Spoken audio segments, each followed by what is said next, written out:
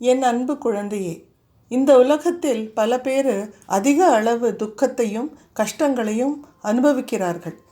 இவ்வாறாக கஷ்டப்படுபவர்களுக்கு நீ உதவ வேண்டும் என்று நான் விரும்புகிறேன். நீயே கஷ்டத்தில் இருக்கிறாய் என்பது நான் அறிவேன். ஆனால் நீ என்னுடைய அந்த குழந்தைகளில் ஒருவன் யார் நேர்மறை எண்ணங்களுடன் வாழ்க்கையில் பயணிக்கிறார்களோ.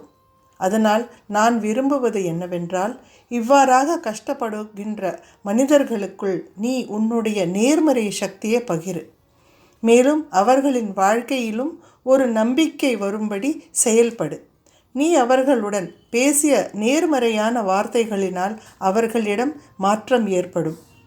எவ்வாறாக நாம் தினமும் செடிகளுக்கு தண்ணீர் ஊற்றுவதினால் நாளைய தினத்தன்று அழகான பூக்கள் பூக்குமோ, அதே போலதான் நீயும் உன் வாழ்க்கையில் நேர்மறை எண்ணங்களை வளர்ப்பதினால் உன்னுடைய நாளைய தினம் மலரும்.